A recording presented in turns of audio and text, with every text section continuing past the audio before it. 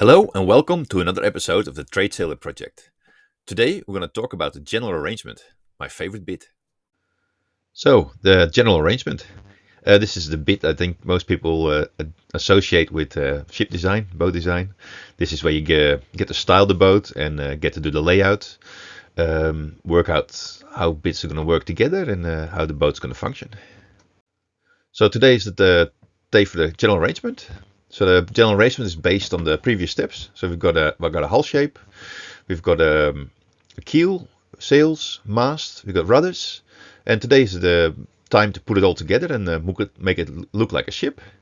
The general arrangement is heavily used again for the step weight calculation.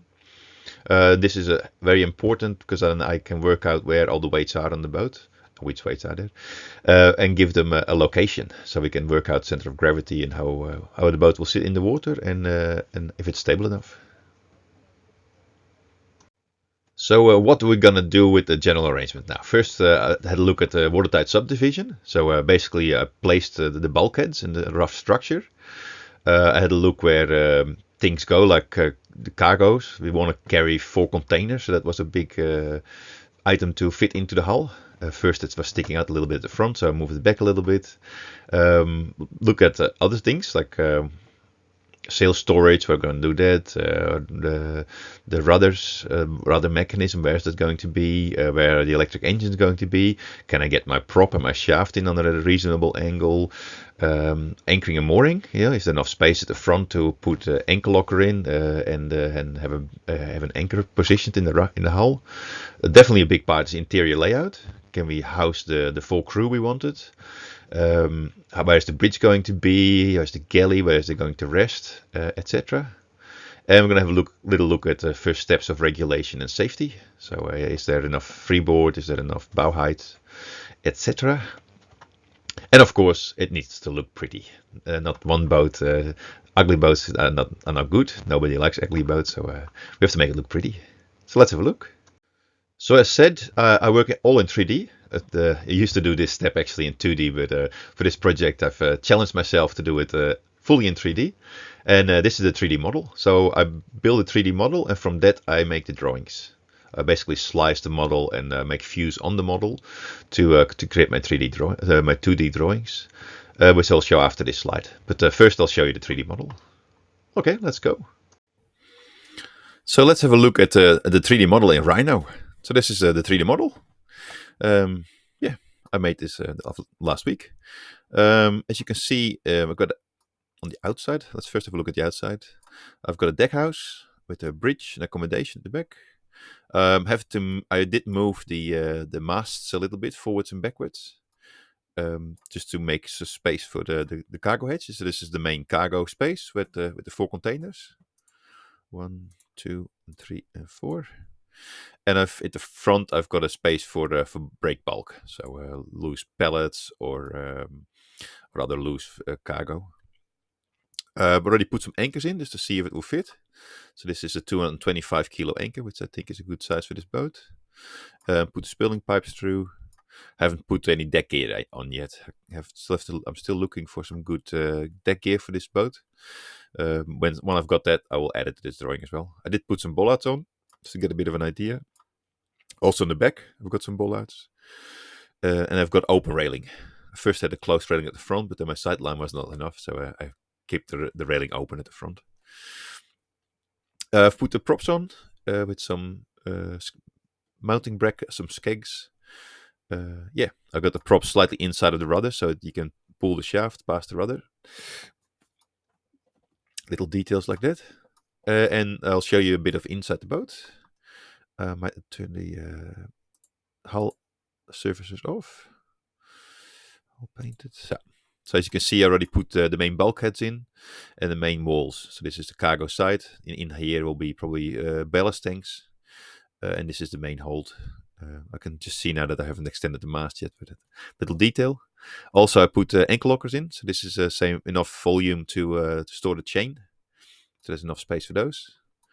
And in the back I've put the shafts in already. So the electro motors will be here somewhere. I'm also looking for those. Contact with a few companies about those. Yeah. Let's have a look it was the 3D model. So this is the general arrangement, as we know it in the industry. It's a very important drawing. It's basically the whole discussions with clients and etc. It revolves around this drawing. It shows a lot of things. In this drawing, I've got a couple of views. Got a profile view, so side view of the boat, a section on centerline, which is very handy to show deck heights and layout, etc. We've got a section on main deck, and we've got a section through the boat above the tank deck. So this basically shows everything below main deck for this project. Also, I've got a bow view and a stern view just to show all the sides of the boat. Okay, let's have a look at the drawing in my PDF viewer.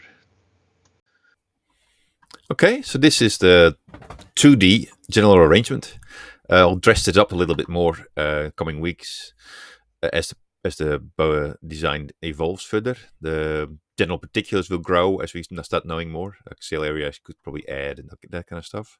I might detail the sails a little bit more as well, put some buttons in and make them look a little bit more dressed up. But the basis is here.